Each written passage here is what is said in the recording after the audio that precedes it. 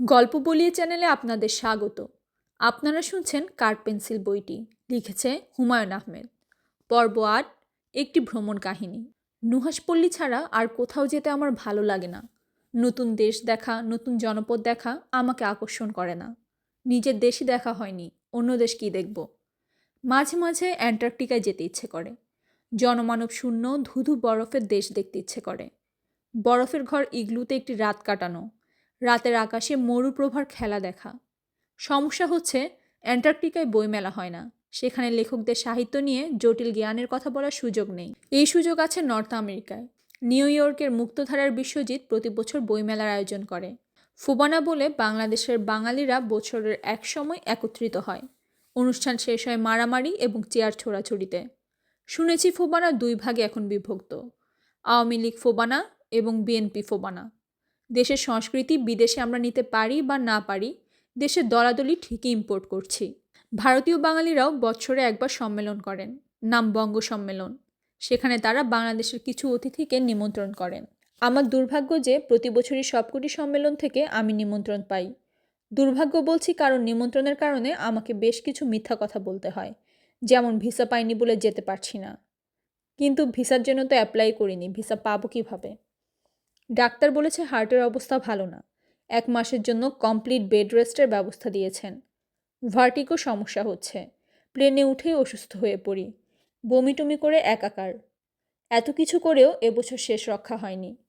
আমি স্ত্রী পুত্র নিয়ে শুকনা মুখে প্লেনে উঠলাম। নিউ ইয়র্কে বিশ্বজিতের বইমেলা, সান ফ্রান্সিসকোতে বঙ্গ সম্মেলন, এখানেই শেষ না, নিউ জার্সিতে আরেক মেলা। কেউ ভুলেও ভাববেন না ওইসব অনুষ্ঠানের লেখকদের নিয়ে বিরাট মাতামাতি হয়। ঝোঁকটা থাকে নাচ গানের দিকে, লেখকরা শোভা হিসেবে থাকেন। লেখকদের শুকনা বক্তৃতা শোনার জন্য আগ্রহ থাকার কারণও অবশ্য নেই। বিশ্বজিতের বইমেলায় 3 জন লেখক, হাসান, আজিজুল হক, সমরেশ মজুমদার এবং আমি। অনুষ্ঠান পরিচালনা করছেন হাসান ফেরদৌস। গুরুগম্ভীর অনুষ্ঠান শুরু হলো, আর তার প্রায় সঙ্গে সঙ্গে আমার 2 বছর বয়সী পুত্র মঞ্চে উঠে এসে ঝাঁপ দিয়ে আমার কোলে উঠে পড়ল। তার মার একক গানের অনুষ্ঠান আছে, সে সঙ্গীত যন্ত্রীদের সঙ্গে আলোচনায় ব্যস্ত। পুত্র নিষাদ এই সুযোগ গ্রহণ করেছে। অনুষ্ঠান সঞ্চালকের কঠিন কঠিন প্রশ্নের জবাব আমি পুত্রকে কোলে নিয়ে দিচ্ছি। একই সঙ্গে পুত্র নিষাদের প্রশ্নের জবাবও দিতে হচ্ছে।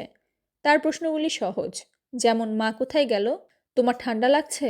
নিউ ইয়র্কের ঝামেলা শেষ করে স্বস্তির নিঃশ্বাস ফেললাম। এই মেলায় আমার একটি প্রাপ্তিও ছিল। জীবনের প্রথম পুত্রকে কোলে নিয়ে স্টেজের শেষ মাথায় দাঁড়িয়ে তার মার গান শুনলাম। দর্শকদের অনুরোধে সে গাইল, যদি মন কাঁদে তুমি চলে আসো এক বরসায়। গান শেষ করে শাওন জানতে চাইল গানটি কার লেখা আপনারা কি জানেন? শ্রোতাদের একজন বলল রবীন্দ্রনাথ ঠাকুরের লেখা। আমার পাশে বাচ্চা কোলে আরও এক ভদ্রলোক দাঁড়িয়েছিলেন। তিনি গলা নামিয়ে বললেন, এটা নজরুল গীতি। আমি যথেষ্ট আত্মশ্লাঘা অনুভব করলাম, কারণ এই গানটির গীতিকার আমার অতি পরিচিত, তার সাথে রোজই আমার দেখা হয়। ভদ্রলোক ভালো মানুষ টাইপ। জায়গাটার নাম সেন জোহে, উচ্চারণ সেন হোজে। ক্রিশ্চিয়ান সেন্টের নামে নাম। বঙ্গ সম্মেলন হচ্ছে হোটেল হিলটনের কনভেনশন সেন্টারে। লোকে লোকারণ্যের মতো দাদায় দাদারণ্য। আমি কাউকে চিনি না, তারাও আমাকে চেনেন না। একজন এসে বললেন, নমস্কার, আপনি কি বাংলাদেশ থেকে এসেছেন? আমি বললাম জি। রুনাদির সঙ্গে এসেছেন? আমি বললাম শাওনদির সঙ্গে এসেছি। তিনি বললেন, আপনি কি রুনাদির গানের সঙ্গে তবলা বাজাবেন? আমি বললাম, আপনারা বললে অবশ্যই বাজাবো, কিন্তু আমি তো তবলা বাজাতে পারি না। দুজনই দুজনের দিকে অবাক হয়ে তাকিয়ে রইলাম।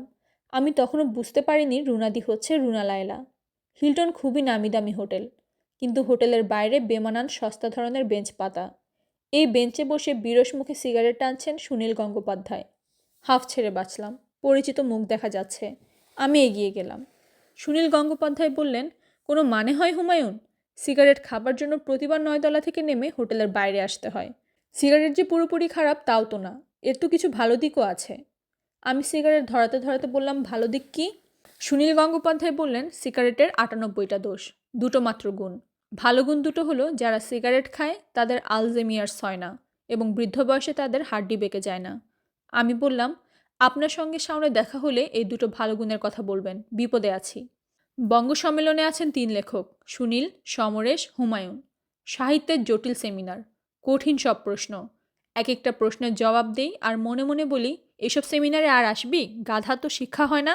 গোদের ওপর ক্যান্সারের মতো সিনেমা সেমিনারেও আমাকে অংশগ্রহণ করতে হলো, কারণ আমার দুটি ছবি তারা দেখাচ্ছে। এক, আমার আছে জল। দুই, চন্দ্রকথা। আমার আছে জল আমি নিজেও দর্শকদের সঙ্গে বসে কিছুক্ষণ দেখলাম। একজন মহিলা দর্শকদের মন্তব্য উদ্ধৃত করার লোভ সামলাতে পারছি না।